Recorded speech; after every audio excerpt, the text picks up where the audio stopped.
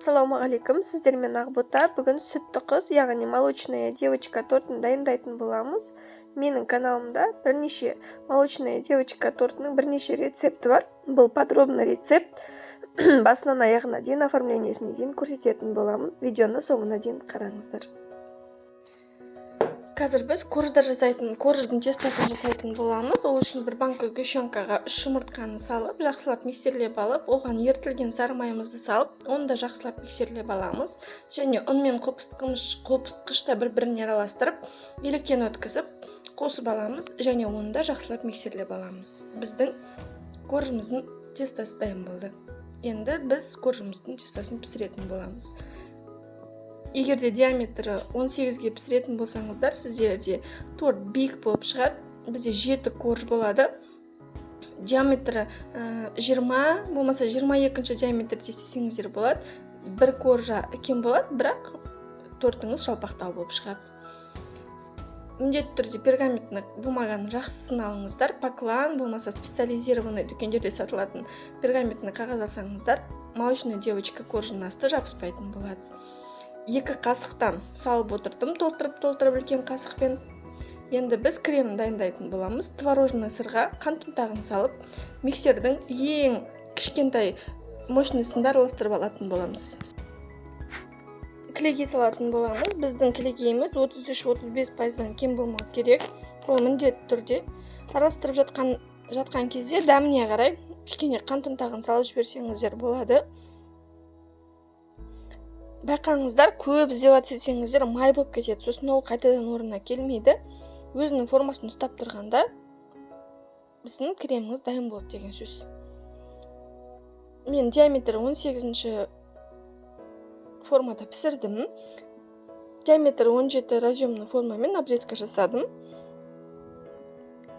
Болмаса сізде тірілкемен обрезка жасасаңыздар болады, шеттері түзу болу үшін. Подложканы мен алдын ала сүртіп алдым спиртпен. Және оған крем жақтым астына, сонда тортымыз сырғып түсіп кетпейтін болады. Разъемный кольцода осылай тортымызды жинайтын боламын отстатный пленканың ішінде. Ол міндетті емес. Корж, крем, осылай барлығын видеода көрсетілгенде жинап аламыз. Одан соң қалған креммен слегка выравнивание жасап шығатын боламыз.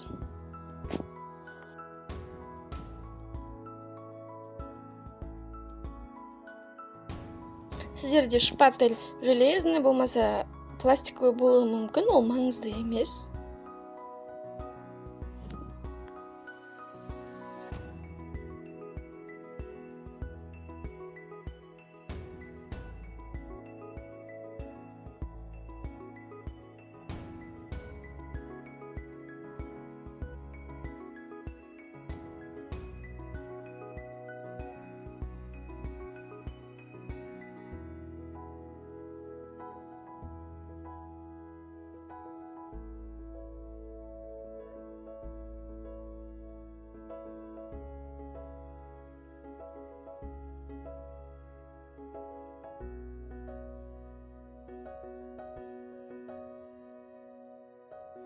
Мен осында шоколадны фигуркамен әсемдейтін боламын.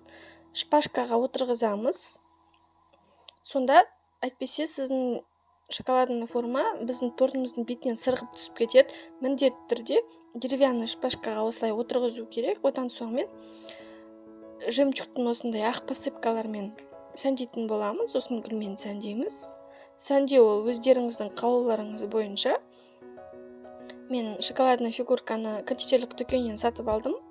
Кондитерлік дүкенде неше түрлі формалар болады. Мастикадан жасалған, шоколадтан, өздеріңіздің қалауларыңыз бойынша. Болмаса әсемдемей-ақ жіберсеңіздер болады, болмаса жеміс жидектермен әсемдесеңіздер де болады. Әсемдеу ол өздеріңіздің қалауларыңыз бойынша. Бұл торт менде заказ. Маған 1,5 килограмм торт заказ берген, торт молочная девочка. Әсемдеу.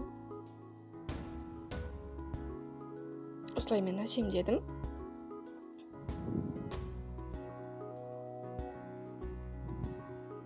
Біздің тортымыз дайын болды. Сіздерге видео ұнаса, каналға тіркеліп, лайк басуды ұмытпаңыздар. Менің каналымда әлі де өте көп рецепттер болады. Видеоны соңына дейін қарағандарыңызға рахмет.